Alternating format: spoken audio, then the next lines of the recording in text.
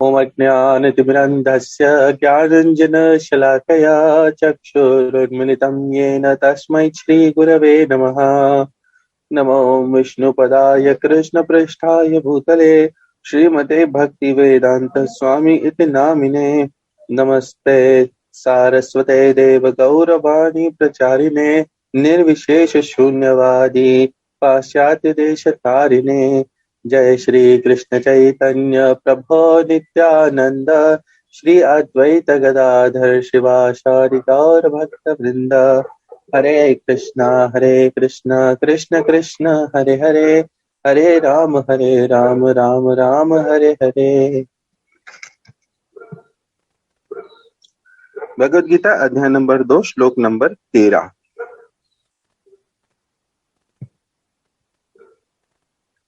देहिनोऽस्मिन् यथा देहे कौमारं यौवनं जरा तथा देहांतर प्राप्तिर्धीरस्तत्र न मुह्यति। जिस प्रकार शरीरधारी आत्मा इस वर्तमान शरीर में बाल्य अवस्था से तरुण अवस्था में और फिर वृद्धावस्था में निरंतर अग्रसर होता रहता है, उसी प्रकार मृत्यु होने पर आत्मा दूसरे शरीर में चला जाता है। धीर व्यक्ति ऐसे परिवर्तन से मोह को प्राप्त नहीं होता। यहाँ पर भगवान, जैसे पिछले वाले श्लोक के अंदर भगवान हमें बता रहे थे कि ऐसा कोई समय नहीं था जहाँ पर मैं नहीं था या तुम नहीं थे या ये सब लोग नहीं थे, और ऐसा भी कोई समय नहीं होगा जहाँ पर मैं नहीं होऊंगा, तुम नहीं होंगे और बाकी के सभी लोग नहीं होंगे। क्यों? क्योंकि भगवान वहां पर आत्मा अर्थात जीव के वास्तविक स्वरूप की बात कर रहे हैं और वहां पर समझा रहे हैं कि आत्मा जो है नश्वर है। अब यहाँ पर हमें भगवान एक लॉजिकल कॉन्सेप्ट बता रहे हैं। इस श्लोक के अंदर 13वें श्लोक के अंदर एक बहुत ही लॉजिकल कॉन्सेप्ट हमें बता रहे हैं, जिसके जिसके थ्रू हम अपने इस पॉइंट को और अच्छे से समझ पाएंगे। देखिए, साइंस क्या कहता है? साइंस कहता है कि हर 7 साल में 7 इयर्स 7 साल में आप अपना शरीर ऑलमोस्ट लगभग पूरा का पूरा बदल देते हो। जैसे हमारे शरीर के ऊपर जो चमड़ी होती है उसके कुछ छोटे छोटे सेल्स होते हैं। इनकी अपनी एक अवधि होती है जिसके बाद में सारे ये सेल्स मर जाते हैं और शरीर सूखा पड़ता है। वो हिस्सा सूखा पड़ करके वहां पर नई चमड़ी आती है और नई चमड़ी धारण करते हुए ऐसे धीरे धीरे करके हम नया ऑलमोस्ट नया देह ले लेते हैं हर 7 वर्ष में। इसी के थ्रू प्रोग्रेस करते करते हमारी वय बदलता है, वय बढ़ता है। जैसे पहले एक व्यक्ति बहुत छोटा सा बच्चा होता है, धीरे धीरे बढ़ता है तो पौगंड में पहुंचता है, फिर और बढ़ते बढ़ते फिर वृद्धावस्था आती है। इसी प्रकार से भगवान यहाँ पर इस श्लोक के अंदर इसी बात को एक्सप्लेन करते हुए अर्जुन को एक्सप्लेन कर रहे हैं कि इन सभी स्टेजेस के अंदर भी जो नित्य रहने वाला होता है वो आत्मा होता है। तात्पर्य में पढ़ते हैं, प्रत्येक जीव एक व्यष्टि आत्मा है। पिछले क्लास में हमने ये भी समझा था कि आत्मा इंडिविजुअली एग्जिस्ट करती है। आत्मा कभी भी ब्रह्म में जाकर के विलीन होकर के अपना अस्तित्व समाप्त नहीं करती है। इसी प्रकार से यहाँ पर तात्पर्य में इसी बात से शुरू कर रहे हैं कि जो आत्मा है ये हमेशा अपनी एक इंडिविजुअल एग्जिस्टेंस बना कर रखी है। वो व्यष्टि आत्मा है, वह प्रतिक्षण अपना शरीर बदलता रहता है। आत्मा अपना शरीर बदलता है। देखिए, जब मैं ये कह रहा हूं कि मैं स्वयं ये शरीर नहीं हूं, इसका अर्थ यहाँ पर ये समझ में आता है कि मैं एक आत्मा हूं और इस समय के लिए ये शरीर धारण किया है। इसके पहले के जीवन में मेरा कोई और शरीर रहा होगा, इसके बाद के जीवन में कोई और शरीर होगा। कभी बालक के रूप में, कभी युवा तथा कभी वृद्ध पुरुष के रूप में। यहाँ पर आत्मा एक ही जीवन में रहते हुए अपना शरीर बदल रहा है। यहाँ पर हमें बात समझ में आती है कि जब मैं बहुत छोटा सा बच्चा था तब का अगर आप फोटो लेंगे, मेरा बीच का टीनेज का फोटो लेंगे और आज का फोटो लेंगे, तो आपको बहुत सारे बदलाव देखने को मिलेंगे। आपको ऐसा नहीं लगेगा कि सब कुछ सेम ही है। और यहाँ तक कि मेरे बचपन का फोटो और मेरा आज का फोटो आप देखेंगे तो उन दोनों में कोई मेल नहीं दिखेगा। भगवान यहाँ पर ये बात बता रहे हैं कि एक ही जीवन के अंदर रहते हुए जीव अपने जो जीव है अर्थात जो आत्मा है अपना शरीर यहीं के यहीं बदल देता है। तो हमें यहाँ पर एक प्रश्न ये करना चाहिए कि ऐसा क्या है कि उस पुरानी फोटो को, बीच की फोटो को और आज की फोटो को देख करके मैं ये कह देता हूँ कि हाँ, ये तीनों व्यक्ति मैं ही हूँ। तीनों तीनों काल के अंदर जो एकमात्र समान वस्तु थी वो कौन सी थी? यहाँ पर जाकर के अगर हम थोड़ा सा और विचार करेंगे तो हमें समझ में आएगा कि वो तीनों वस्तुएं, तीनों काल के अंदर जो समान वस्तु थी वो थी चेतना, अर्थात आत्मा जो इस हृदय में वास करती है। यह व्यक्ति आत्मा मृत्यु होने पर अंततोगत्वा एक शरीर बदलकर दूसरे शरीर में देहांतर कर जाता है, और चूंकि अगले जन्म में इसको शरीर मिलना अवश्यंभावी है, चाहे वह शरीर आध्यात्मिक हो या भौतिक, अतः अर्जुन के लिए न तो भीष्म न ही द्रोण के लिए शोक करने का कोई कारण था। भगवान यहाँ पर ये बात हमें और आगे बता रहे हैं कि जो आत्मा है जब इस जीवन में रहते हुए ही, इस शरीर को धारण करते हुए ही जब वो शरीर बदल देता है, तो इसी प्रकार से जब ये शरीर का समय आ जाता है, जब मृत्यु आती है, तब मृत्यु क्या है? केवल और केवल एक शरीर से दूसरे शरीर को ग्रहण करना है। जैसे बचपन से लेकर आज तक आत्मा ने शरीर बदला है, उसी प्रकार से मृत्यु उपरांत शरीर का स्वरूप भी बाद में बदल जाएगा। जैसे आज मैंने कुर्ता पहना है, कल को मेरी कंपनी में कोई मीटिंग हुई तो मैंने कोट पहन लेना है। इसी प्रकार से आत्मा भी अपना शरीर बदल लेगी, और इसी बदलते शरीर को लेकर के भगवान अर्जुन को कह रहे हैं कि तुम्हें शरीर माध्यम से शोक करने की आवश्यकता नहीं है। अभी तो उसे प्रसन्न होना चाहिए था कि वे अपने पुराने शरीरों को बदलकर नए शरीर ग्रहण करेंगे और इस तरह वे नई शक्ति प्राप्त करेंगे। ऐसे शरीर परिवर्तन से जीवन में किए कर्म के अनुसार नाना प्रकार के सुख उपभोग या कष्टों का लेखा जोखा होता है। आज जो शरीर धारण करके रखा है उसके अंदर कुछ प्रकार के कर्म किए हुए हैं, कुछ प्रकार के कर्म करते रहेंगे। इसी प्रकार से आज के जो कर्म हैं उसके बेस पर अगले जन्म में या तो सुख मिलेंगे या दुख मिलेंगे, और ये चक्र हमेशा लगा ही रहेगा कि ये आज के कर्म हैं, उसके कुछ कर्म के फल हैं, और इस चक्कर में उनके रिजल्ट्स आएंगे। उन रिजल्ट्स को एंजॉय करने के लिए या फिर उन सभी का दुख भोगने के लिए दोबारा से एक नया शरीर मिलेगा। फिर उस शरीर में कुछ कर्म होंगे जिससे लेकर के उसके बाद के जन्म में फिर से कुछ सुख और दुख भोगने पड़ेंगे। ये चक्कर है जिसके अंदर हम कंटिन्यूअसली लगे रहते हैं। आगे जाकर के भगवान हमें बताएंगे कि कर्म को किस प्रकार से काटा जाता है। हमारे पास कर्म किस प्रकार के होते हैं, या तो एक अच्छे कर्म होंगे या बुरे कर्म होंगे जिनका फल आता है। परंतु कर्मण्येवाधिकारस्ते मा फलेषु कदाचन मा कर्म फल हेतुर्भुः माते संगोस्त्व अकर्मी। अकर्म भी, अकर्म हमें करने के लिए भगवान प्रेरित करते हैं। अकर्म क्या होता है? वो कर्म जो हम भगवान के प्रसन्नता के लिए करते हैं और भगवान की चेतना में रहते हुए करते हैं कि ये हम भगवान की इच्छा के लिए कर रहे हैं। ये सोच में रखते हुए, ये मन में रखते हुए जब हम कुछ कर्म करते हैं, जैसे खाना बनाना, उठना, सोना, रोज मैं वही उदाहरण दे रहा हूँ क्योंकि हम अपनी हर एक एक्टिविटी को भगवान के प्रसन्नता के लिए अपने जीवन में ढाल सकते हैं। इसी प्रकार से जब हम इस प्रकार के कर्म करते हैं भगवान के प्रसन्नता के लिए, तो वो अकर्म कहलाते हैं। वो ना तो अच्छे कर्मों में आते हैं ना बुरे कर्मों में आते हैं, वे अकर्म कहलाते हैं। और अकर्म का कैरेक्टरिस्टिक्स कैसा होता है कि वो बुरे कर्मों को भी काटता है और अच्छे कर्मों को भी काटता है, आपको मध्य में ला करके भगवान के सामने स्थित करता है। अच्छा, अब बुरे कर्म जो हम करते हैं इसको लेकर के क्या परेशानी है? चलिए, बुरे कर्म जो हमने किए वो तो काट दिया, उसका फल काट दिया, उससे क्या हमको जो दुख भोगने थे वो तो खत्म हो गए। पर अच्छे कर्म, उनका तो फल अच्छा होना चाहिए, तो उसको क्यों काटने की आवश्यकता है? उसको काटने की आवश्यकता इसलिए है क्योंकि जब आप आपके अच्छे कर्मों को काटते हैं तो आपके जो उसके बाद में मिलने वाले फल होते हैं उसको आपको भोगना नहीं होता। देखिए, अगर आपका अच्छा कर्म भी बच जाता है जिसको आपको बाद में भोगना है, तो उसके लिए भी आपको दोबारा से देह धारण करना होगा। अच्छे कर्म को भोगने के लिए देह धारण करोगे तो कहीं ना कहीं कुछ न कुछ गलत कर्म भी होंगे ही, और फिर से उसी चक्कर में हम बन जाएंगे। इसलिए हमें अच्छे कर्म भी काटने जरूरी है, बुरे कर्म भी काटने जरूरी है। और कैसे कटेंगे वो? अकर्म करके। अकर्म क्या है? भगवान की प्रसन्नता के लिए किए हुए सभी कार्य।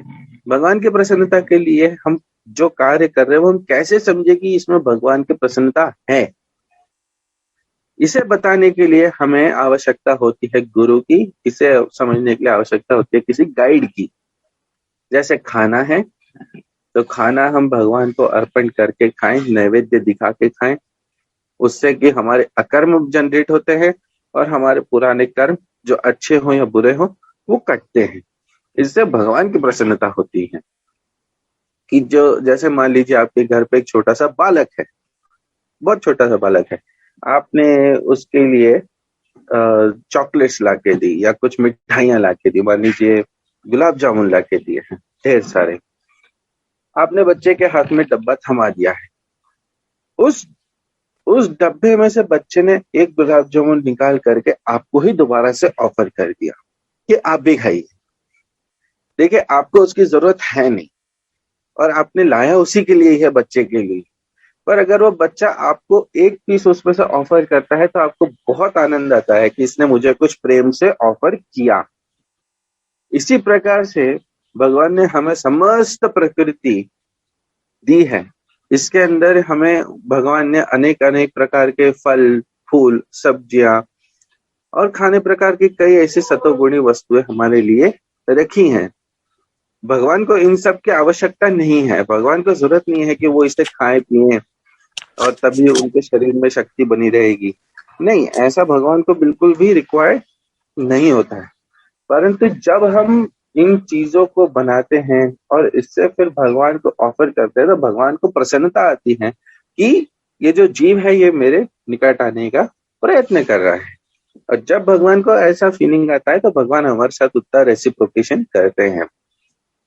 कई बार एक प्रश्न उठ करके आता है कि जो कुछ भी हरा तत्व है अर्थात ग्रीन कलर में है, वो सभी भगवान ने हमारे खाने के लिए बनाया है, सब कुछ खाना चाहिए। प्याज लहसुन नहीं, प्याज लहसुन ने क्या पाप किए हैं ऐसे कि हम उनको नहीं खाते हैं। आगे के श्लोकों में हमें बात समझ में आएगी कि देखिए, हर जो हरी वस्तु है वो खाने के लिए बनी हुई है ऐसा आवश्यक नहीं है। क्यों आवश्यक नहीं है? यूकेलिप्टस का जो पौधा होता है वो एक प्रकार का जीव ही खा पाता है, एक प्रकार का जानवर ही खा पाता है, वो सारे जानवर नहीं खा पाते। इसी प्रकार से कुछ प्रकार की जो घास होती है वो गाय चर पाती है, कुछ प्रकार का अन्न होता है वो ऊंट ही खा पाता है। ये सभी वेजिटेरियंस है, लेकिन इन सबकी जो अन्न अन्न का जो कोश है ये अलग अलग तरीके से डिफाइन किया हुआ है। इसी प्रकार से हमारे लिए जो अन्न का कोश है वो भी भगवान ने डिफाइन किया है कि जो भी अन्न सतोगुणी है हमें उसको जरूर ग्रहण करना चाहिए। सतोगुणी अन्न के अंदर वो सभी हरी वस्तुएं आती हैं जिन्हें हम खाते हैं, जिसमें कांदा, लहसुन, मशरूम और मसूर की दाल, ये चीजें एक्सेप्टेबल नहीं होती हैं। बाकी सारी हम भगवान को बना करके ऑफर करके अपने आप बिल्कुल पा सकते हैं। खाना खाने में और प्रसाद पाने में, प्रसाद का आदर करने में यह भेद होता है।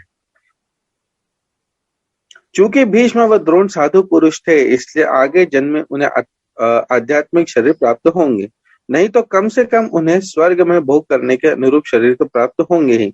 अतः दोनों ही दशाओं में शोक का कोई कारण नहीं था।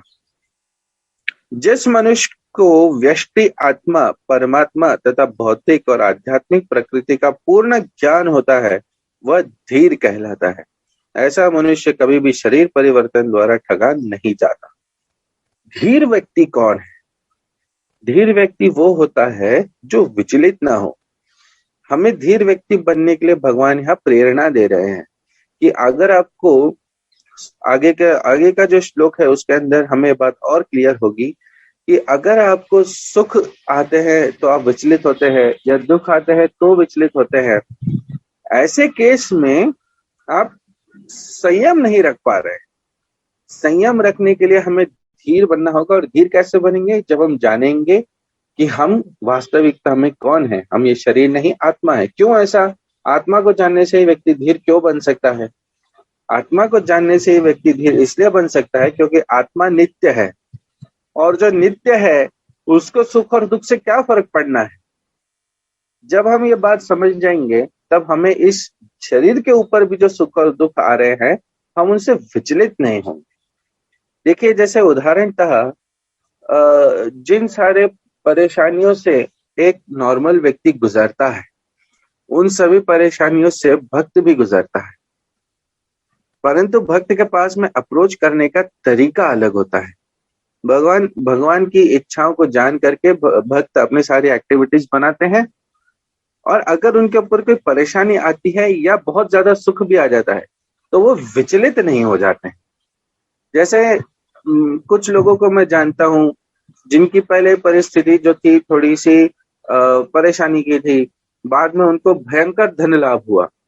इतना धन लाभ हुआ कि बाद में स्वभाव में बहुत घमंड आ जाता है, स्वभाव में बहुत ही रुष्ट व्यवहार करते हैं, और इस प्रकार से वो अपने बेसिक जड़ों को ही भूल जाते हैं कि किनके आशीर्वादों से उनको वो सभी कुछ श्रेय मिले हैं। तो इस प्रकार से सुख आने पर भी व्यक्ति विचलित होता है, और दुख आने पर तो होता ही है। हम जैसे कि कई सारे टीवी सीरियलों में और जनरल लाइफ में भी देखते हैं कि या तो व्यक्ति शराब पीते हैं या जुआ खेल के कहीं से तो भी चाहते हैं धन कमा लें। कई जगह पर आजकल तो बहुत प्रोमिनेंट हो गया है कि लोग सुसाइड कर लेते हैं। तो इस प्रकार से इतने ज्यादा विचलित हो जाते हैं कि इतना गंभीर कदम उठाने के ऊपर भी विवश हो जाते हैं। पर क्या ये सही है? ये कतई सही नहीं है। और इसी प्रकार की उलझनों से हमें बचने के लिए भगवान आत्मा का ज्ञान देते हैं कि अगर हम जान जाएं कि कौन सी चीज शाश्वत है, और हम अगर उसके आनंद के लिए काम करें, तो हमें अपने आप ही जो शरीर के ऊपर आने वाले प्रॉब्लम्स होते हैं उनका सॉल्यूशन अपने आप मिलने लग जाता है। आत्मा के एकात्मवाद या मायावादी सिद्धांत मान्य नहीं हो सकता, क्योंकि आत्मा के इस प्रकार विखंडन से परमेश्वर विखंडनीय या परिवर्तनशील हो जाएगा। आत्मा के एकात्मवाद के बारे में कहा गया है कि आत्मा, जहां पर लोग ये मानते हैं कि आत्मा ब्रह्म में जाकर के विलीन होता है, उस बात को खंडन किया जाता है। क्यों? क्योंकि अगर आत्मा और परमात्मा में कोई भेद नहीं है, तो देखिए भगवान जो गीता कह रहे हैं और मैं जो बात कह रहा हूं, और जो व्यक्ति मान लीजिए ठेले पर सब्जी बेच रहा है, जिसको भगवत गीता जिसने हाथ में ली भी नहीं है, ये तीनों ज्ञान समान अंतर के हो जाएंगे। पर ऐसा नहीं है। हम क्वालिटी में भगवान के ही बराबर है। भगवान का स्वरूप भी सच्चिदानंद का है, आत्मा का स्वरूप भी सच्चिदानंद का है। सत अर्थात हमेशा सत्य रहने वाला, चित सत्य रहने वाला, चित मतलब संपूर्ण आनंदमय रहने वाला, चित मतलब संपूर्ण ज्ञानमय रहने वाला, और आनंद मतलब सर्वार्थ आनंद में रहने वाला। भगवान के पास में जो आनंद है वो संपूर्ण है और नित्य है, और इसी प्रकार से भगवान के पास में जो ज्ञान है वो संपूर्ण है, वो नित्य है।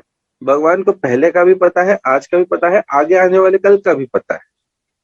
इसी प्रकार से भगवान के पास में जो ज्ञान है वो सभी जीवों का है, परंतु आत्मा के पास जो ज्ञान है वो केवल स्वयं का है। कि मैं पहले क्या था, आज क्या हूं, आगे क्या होगा, आत्मा को नहीं पता। और इसी प्रकार से आत्मा को दूसरे किसी जीव के बारे में नहीं पता। यहाँ पर भेद आ जाता है कि भगवान जो है वो सर्वज्ञानी है, और आत्मा अर्थात जीव जो है वो केवल स्वयं के बारे में जानता है। इसी प्रकार से बाय क्वांटिटी हम देखें तो भगवान बहुत बड़े हैं, लेकिन बाय क्वालिटी देखें तो बिल्कुल हमारे समान है, हमारे अर्थात आत्मा के समान है। गीता में पुष्टि हुई है कि परमात्मा के खंडों का शाश्वत सनातन अस्तित्व है, जिन्हें क्षर कहा जाता है, अर्थात उनमें भौतिक प्रकृति में गिरने की प्रवृत्ति होती है। ये हमारी बात की जा रही है कि भगवान के ही छोटे पार्ट्स एंड पार्सल्स हम लोग होते हैं और हम इस भौतिक प्रकृति में गिर सकते हैं। हमारे अंदर ये प्रवृत्ति होती है कि हम यहाँ भौतिक उलझनों में पड़े, पर भगवान कभी भी भौतिक उलझनों में पड़ते नहीं हैं।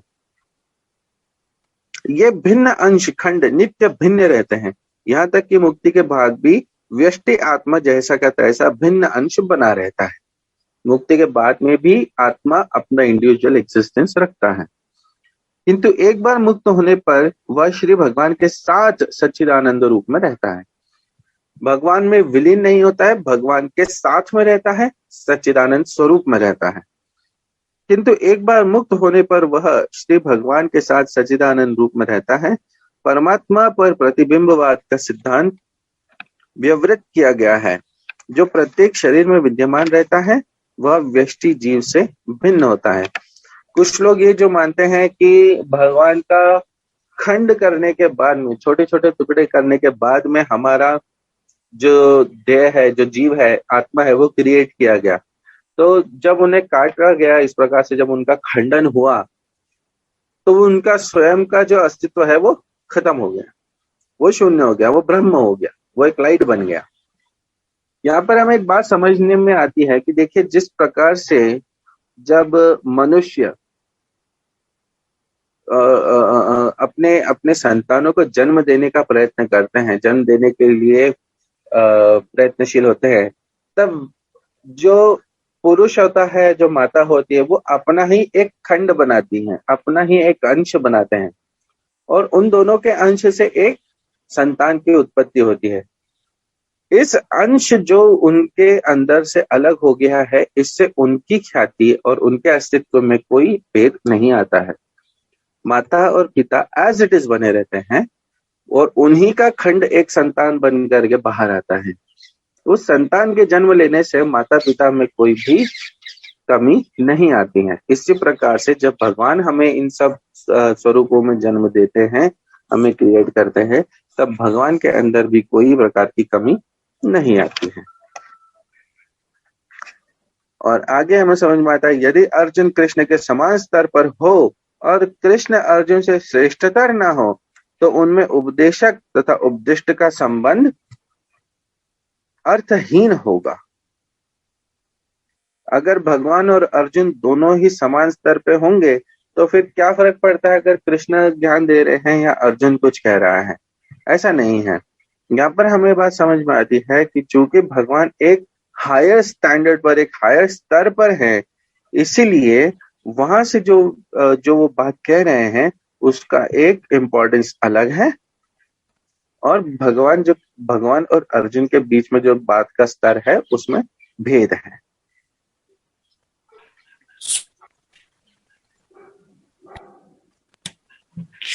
ऐसा उपदेश व्यर्थ होगा क्योंकि माया के चंगुल में रहकर कोई भी प्रामाणिक उपदेशक नहीं बन सकता। ऐसी परिस्थितियों में यह मान लिया जाता है कि भगवान कृष्ण परमेश्वर हैं, जो पद में माया द्वारा विस्मृत अर्जुन रूपी जीव से श्रेष्ठ हैं। यहाँ पर हमें बात ये समझ में आती है कि जो व्यक्ति खुद ही माया में फंसा हुआ होता है, जो खुद ही जितेंद्रिय नहीं होता है, वह व्यक्ति यदि भगवत ज्ञान हमारे सामने प्रकट भी कर रहा है तो भी उसके अंदर जरूरी नहीं है कि वो जो कह रहा है वो कंप्लीट हो। तो यहाँ पर एक प्रश्न आता है कि फिर मैं जो कह रहा हूँ क्या वो ऑथराइज्ड है, क्या वो सही है? और केवल यही नहीं, परंतु यदि कोई भी व्यक्ति गीता के ऊपर अगर कुछ बात कह रहा है तो क्या वो सही है? यहाँ पर हमें इसका उत्तर इस प्रकार से मिलता है कि हाँ, देखिए, मेरे अंदर तो कमियां हैं, मैं तो जितेंद्रिय नहीं हूँ और इसी प्रकार से मैं जो बात कह रहा हूँ वो परफेक्ट नहीं हो सकती। अर्थात अगर मैं अपनी मति से कुछ समझाने का प्रयत्न करूं तो वो परफेक्ट नहीं होगा, ये बात डेफिनेट है। क्यों? क्योंकि जब तक मेरी इंद्रियां ही मेरे वश में नहीं है तब तक के लिए मेरे द्वारा कही हुई वस्तु कैसे परफेक्ट हो सकती है? कल ही हमने देखा था कि इंद्रियों के अंदर क्या भेद हो सकता है। जैसे अगर किसी व्यक्ति को बीमारी होती है तो उसे गन्ने का जूस भी कड़वा लगता है, क्यों? क्योंकि जो जिह्वा है वो परफेक्ट नहीं है। इसी प्रकार से कल हमने आंखों का देखा था, नाक का भी देखा था, कान का भी देखा था। तो जब तक इंद्रिय ही परफेक्ट नहीं है, तो मेरे द्वारा अगर कोई एक फिलॉसफी में को समझाने की कोशिश करूंगा तो वो अपने आप में परफेक्ट नहीं होगी, ये बात सत्य है।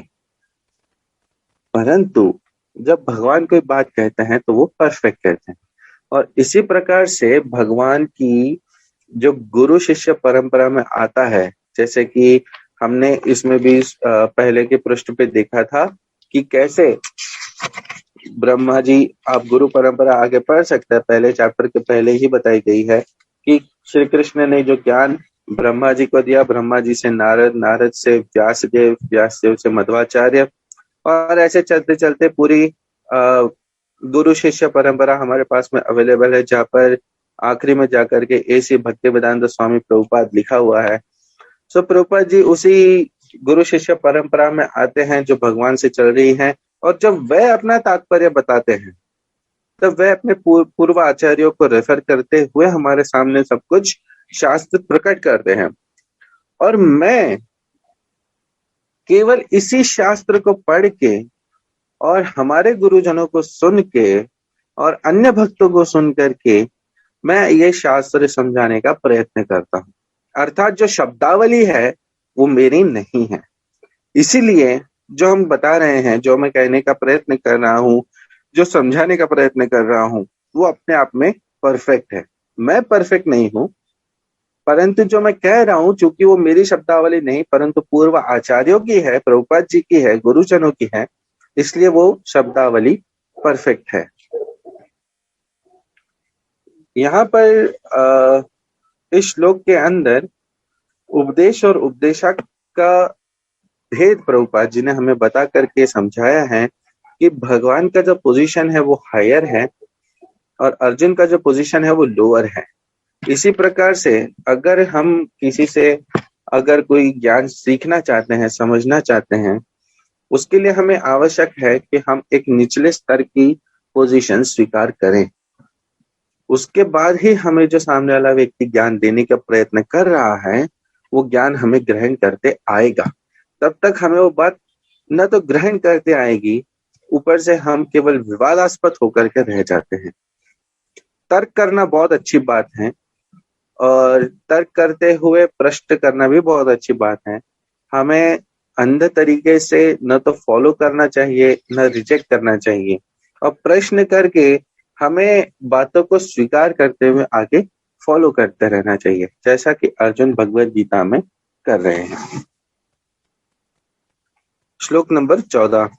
मात्रा स्पर्शस्तु कौन्तेय शीतोष्ण सुख दुःखदा आगमापायिनो नित्यास्तां तिक्षस्व भारत। हे कुंती पुत्र, सुख तथा दुख का क्षणिक उदय तथा कालक्रम में उनका अंतर्धान होना सर्दी तथा गर्मी की ऋतुओं के आने जाने के समान है। हे भरतवंशी, वे इंद्रिय बोध से उत्पन्न होते हैं और मनुष्य को चाहिए कि अविचल भाव से उनको सहन करना सीखे। तात्पर्य, कर्तव्य निर्वाह करते हुए मनुष्य को सुख तथा दुख के क्षणिक आने जाने को सहन करने का अभ्यास करना चाहिए। यहाँ पर प्रभुपाद जी हमें समझा रहे हैं कि सुख और दुख हमारे जीवन के अंदर सर्दी और गर्मी की भांति आते और जाते रहेंगे, वो हमेशा से फिक्स है। जब तक हमने देह धारण किया है तब तक दुख भी आएगा और सुख भी आएंगे, और दोनों को ही हमें सहन करते हुए आगे बढ़ना है। दुख को तो सहन करना ही है, सुख को भी सहन करना है, इस प्रकार से कि हम उन्हें सुखों को आते हुए उनसे विचलित ना हो। वैदिक आदेशानुसार मनुष्य को माघ, जनवरी, फरवरी के मास में भी प्रातः काल स्नान करना चाहिए। स्नान करने का समय प्रातः काल का ही होता है। जैसे ही हमने बिस्तर त्यागा है उसके बाद में हमें स्नान करना ही चाहिए। ये बात हमें यहाँ पर बहुत क्लियर शब्दों में बताई गई है। केवल वही नहीं परंतु नारद पंचरात्र विधि के अंदर ये समझाया गया है, यदि आप 1 घंटे से ज्यादा सो जाते हैं तो भी जो शरीर है वो मलिन हो जाता है। इसलिए 1 घंटे से ज्यादा सोने के बाद में भी उन सभी वस्त्रों को त्याग कर स्नान करना चाहिए। उन वस्त्रों को दोबारा से धोए बिना धारण नहीं करना चाहिए। इसीलिए सोने के वस्त्र अगर हम अलग ही बना दें तो बहुत अच्छा होता है। जनवरी फरवरी के माघ महीने में, अर्थात जब ठंड होती है, बहुत ज्यादा ठंड पड़ती है, कई बार लोग स्नान करते ही नहीं है, आलस्य की पराकाष्ठा। परंतु उस समय भी हमें चाहिए कि हम सुबह उठ करके स्नान अवश्य करें।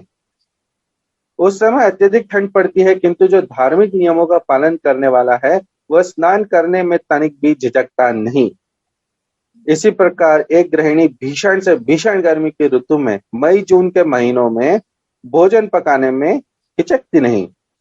देखिए, शास्त्र ये बात कहता है कि वो ब्राह्मण जो ठंड के दिनों में सुबह स्नान करने से डर जाए, वो ब्राह्मण नहीं होता।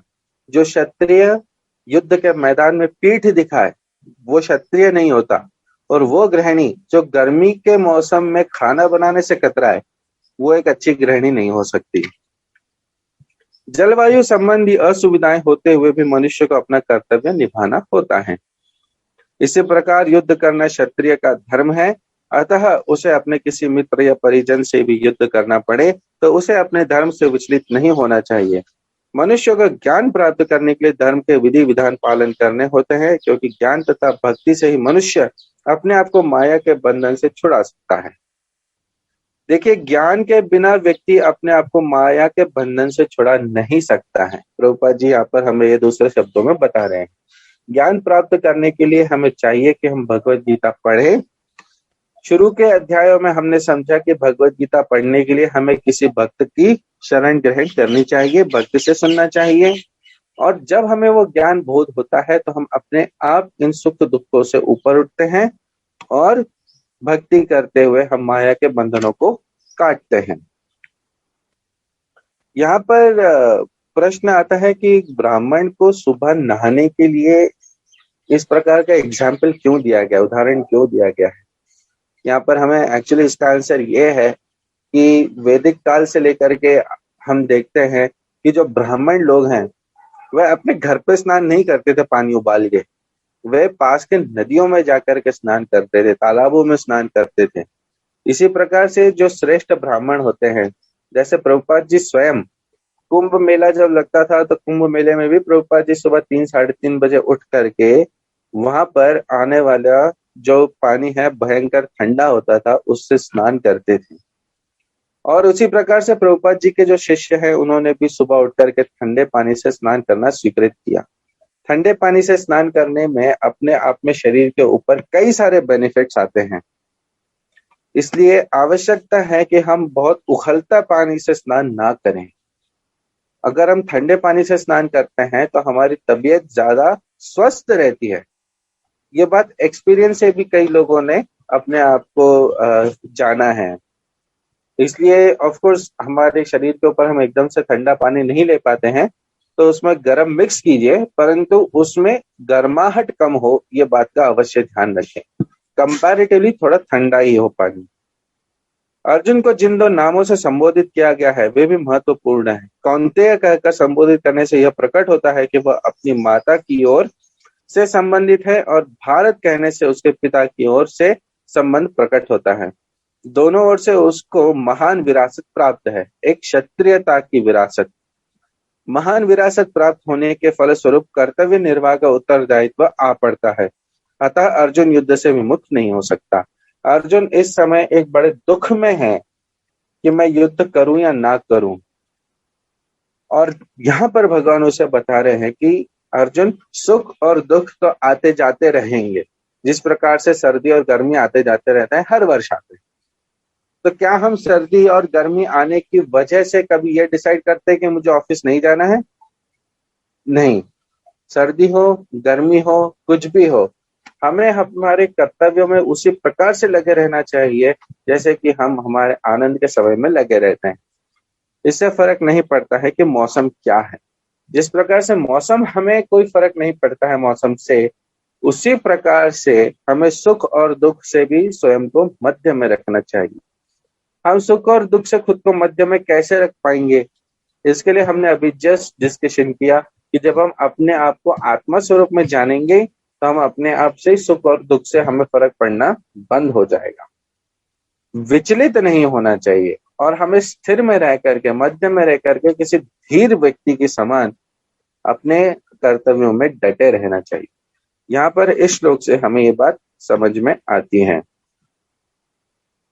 हमें चाहे असुविधाएं ही क्यों ना हो, कई बार हमें जैसे अगर हम कभी वृंदावन यात्रा जाते हैं तो वहां पर भक्तगण जो पहले एसी कमरों में रह रहे होते हैं वहां पर जाकर के कैंप में रहते हैं, और कैंप में रहते हुए भी सुबह उठ करके ठंडे पानी से स्नान करके यात्रा आगे कंटिन्यू करते हैं।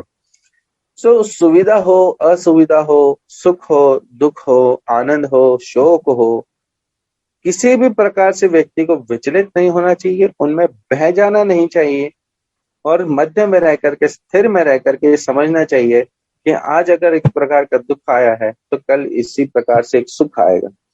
न सुख में भटक जाए न दुख में भटक जाए, हमेशा मध्य में रहें। मध्य में कैसे रहें? खुद को ये जान करके कि हम आत्मा हैं, और आत्मा को इस शरीर पर आने वाले सुख और दुख से कोई फर्क नहीं पड़ता। आत्मा का स्वरूप है कि वो नित्य भगवान के दास बनी रहे, अनित्य भगवान की भक्ति में लगी रहे। उसी प्रकार से हमें नित्य किसी भी प्रकार की सिचुएशन आती है, हमें कृष्ण कॉन्शियसनेस पकड़ के रखना चाहिए और कृष्ण के शरण ग्रहण करनी चाहिए। आज के सेशन को मैं यहीं समाप्त करता हूँ। सबका सुबह आने के लिए बहुत बहुत धन्यवाद। हरे कृष्णा।